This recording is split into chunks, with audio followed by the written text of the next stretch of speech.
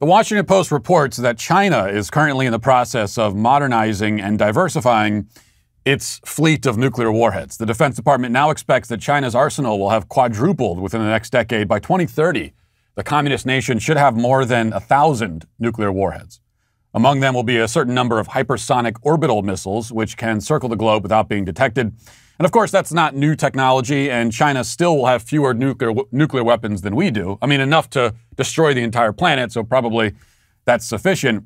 But we'll still have more. But the point, though, is that they seem focused on strengthening their position and becoming a more formidable global force, while we have, well, other priorities. In an interview with NPR, General David Berger announced that the Marine Corps will be overhauling and reinventing itself in order to institute more diversity. Not nuclear diversity, but the type of diversity that politically correct HR representatives are worried about.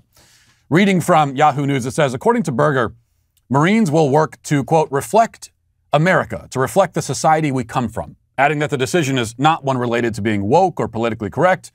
Sure, whatever you say. Quote, our advantage militarily is on top of our shoulders, Berger said. It's not actually our equipment. We are better than anybody else, primarily because we don't all think exactly alike. We didn't come from the same backgrounds. Now, far be it for me to question the esteemed general. I didn't serve in the military. I never fought in any war. I admit that. Even so, I'm skeptical that any military engagement has ever been won due to diversity of ethnic backgrounds among the victors. Can anybody point me to an example from military history of a battle that was won because of diversity? I'm trying to imagine back, say, during the Normandy invasion, a group of soldiers pinned down, taking heavy enemy fire. One of them shouts, "We need someone with a diverse ethnic background over here, stat!" It's hard for me to picture that. You know, I can't see why that would have specifically helped. But the Marines are all in on their diversity plan anyway. In fact, as Fox News reports, they're paying big bucks to make this happen. Quote from the report, a job listing with the U.S. Marine Corps seeking a diversity, equity, and inclusion advisor with a starting salary of $144,000 is gaining attention on social media. The USMC is hiring the advisor to ensure that, quote, all internal and external communications reflect diversity, equity, and inclusion, or DEI, and to develop tools that enable shifting the USMC cultural paradigm for diversity, equity, and inclusion. The DEI advisor will work in collaboration with the Chief Diversity Officer and the Diversity Review Board, the listing states. Duties include the assessment of diversity and inclusion program effectiveness, design and lead implementation of process improvement initiatives, and provide executive-level consultation. I don't know what any of that means. As well as the development and administering of training and education guidance to the CDO. It says, quote, you will drive strategic management concepts and principles, including assisting with the development of Marine Corps policy, supporting the USMC's mission, vision, values, strategic goals, and objectives, according to the listing. Now, needless to say, $144,000 a year is significantly more than any of the men out actually doing the fighting are getting paid. So risk your life for your country and get paid about the same as, I don't know, Papa John's shift supervisor or less, but sit behind a desk developing equity and inclusion strategies, and, that's where the big bucks are made. At any rate, if you want more information on our military's diversity plans, you'll be happy to know that you can go to the Marine Corps Association website and download their full Diversity, Equity, and Inclusion Plan, as written by Lieutenant General David Adignan and Brigadier General Jason Woodworth. Here you'll find details about what this Chief Diversity Officer will do, and you can learn about the formation of the aforementioned Diversity Review Board, which the Marines will be using as they strive to achieve their diversity goals. And this is not just about racial diversity, of course. As they explain, quote, today's Marine Corps is 58% white and 42% minority. From 2010 to 2020, enlisted diversity grew from 33% to over 45%, and our officer diversity grew from 16% to 34%. Female diversity continues to climb each year and is currently over 9%.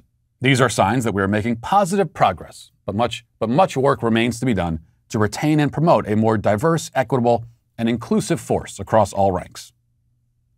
Now, again, we must ask the question from before. In the whole history of military conflict across the entire globe, Has there ever been a battle won because one side was more inclusive and equitable than the other? I don't think so. In fact, battles have been won with the exact opposite approach. Rather than diversity, militaries have always valued cohesiveness, uniformity. That's why units march in formation. That's why we call them units. It's why they literally wear things called uniforms. Individuality has never been emphasized. Instead, it's been subordinated, ruthlessly sometimes, to the needs of the unit, the group, the whole. As for inclusiveness and equity, our military was a formidable fighting force, a two-time world champion, because it set standards for itself that excluded those who were unfit, those who couldn't hack it. The military has never been a democracy. It's never been a place for individual expression. It has never been a beacon of tolerance or equality. The military is a hierarchy.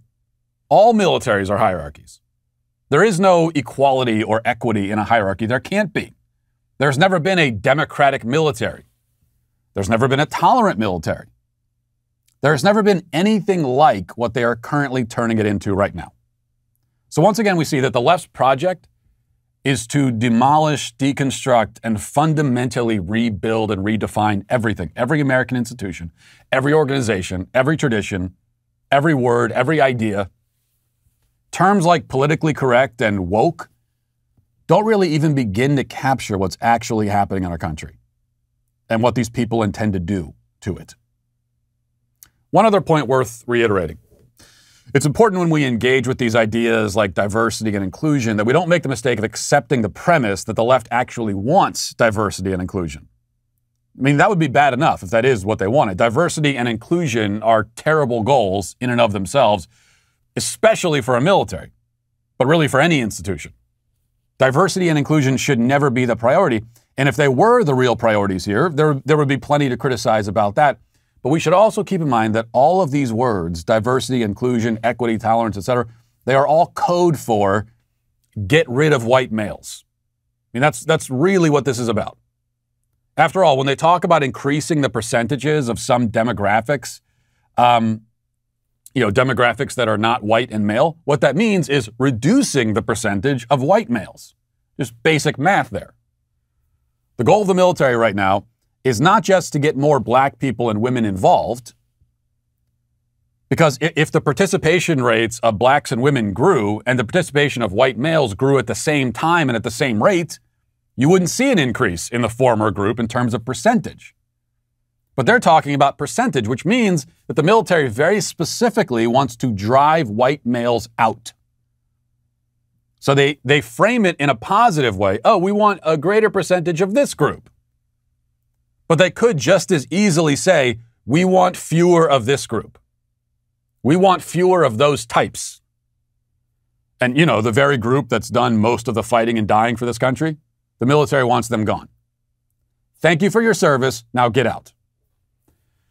This point is often made pretty explicit when the topic of diversity comes up. Take, for instance, this conversation on MSNBC over the weekend about, now this isn't diversity in the military, this is diversity in the trucking industry. And they've made it very clear what they're really concerned about. Listen.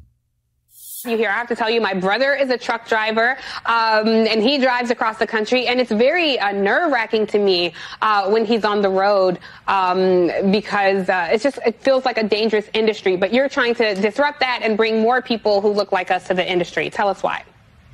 Yes, ma'am. First of all, thank you for having me this morning. And yes, we are. And we say we're not building truck drivers, but safe CMB operators, folks that can get back to their home whenever they're done with their shift. That's the most important part, ma'am.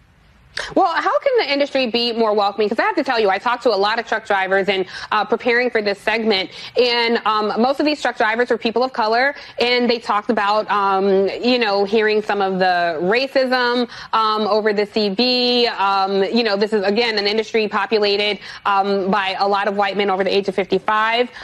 This group of people overwhelmingly voted for Trump. Some people have talked about, aggressive truck drivers cutting them off or not being helpful. So obviously, the more populated it is with people of color, I think you'll see less of that. But how can you encourage people to come and disrupt this space when it seems a bit unwelcoming? Well, I think just what you're doing, getting myself as a black female out there and letting people know. I drove for almost 8 years and yes, ran into lots of racism, but however, was out there to do my job. And I think that women are definitely, the more we can just get the news out to them, that trucking is an industry that will not only help them to get further in life, but their family and all of that, and present the package to them appropriately, regardless of what anybody else has to say. They're going to be in charge. They're going to be the person behind that steering wheel doing the job every single day and making it happen. Just out and out racism. I mean, we're used to it by now. You picked up, of course, where she said, well, there's a lot of white males over 55 and people complain about they're sometimes aggressive and rude. And so obviously, if we have more people of color as truck drivers, there will be less of that kind of behavior. Right. Oh, yeah. Well, obviously, white people are more rude and aggressive, she says. Really? Do you have any data on that? Let me see the statistics on that. But yes, this is why women haven't flocked to the trucking industry.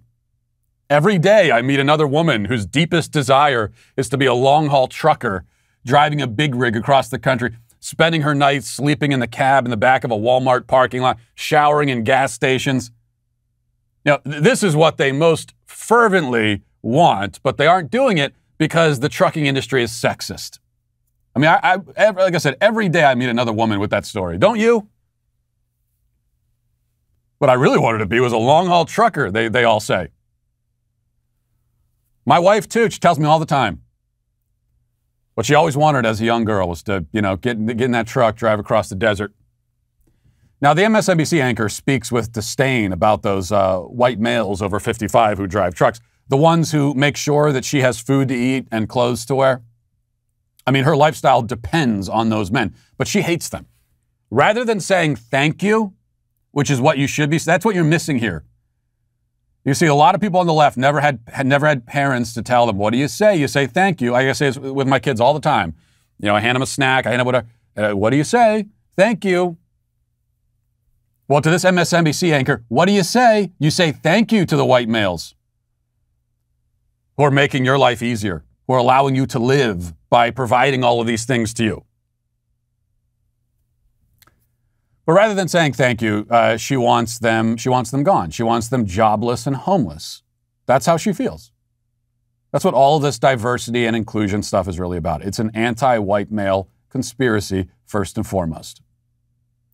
And in the process, it strips people of their humanity and it reduces them to statistics. A white person driving a truck is not a person, according to MSNBC. He is a faceless representative for his race, which is running a surplus. The white person's supply exceeds the white person demand, at least according to the corporate media. There must be a white person clearance sale so that we can clean our shelves and restock them with more valuable racial merchandise. This is essentially how our social engineers view the problem, which is only a problem in the first place because they've decided to call it one. The problem of there being a lot of white males over 55 driving trucks, it's not a problem at all. But they've decided that it's a problem. But if we're really worried about fighting racism and inequality, then the goal should be a society where a person can live where they want, work where they want if they're qualified, pursue whatever opportunity they want, go to school where they want, again, if they qualify on the merits to go to school, without anyone caring about their skin color or their ethnic background. In this scenario, a man would be judged on his merits alone, and he would climb as far in life as those merits will take him. But that's not how our society operates, because that's not what the proponents of forced diversity want. They want division, resentment, and racism, and that's what they've gotten. Listen, hit that subscribe button right now. Do it right now. I thank you for your compliance. It is somewhat appreciated.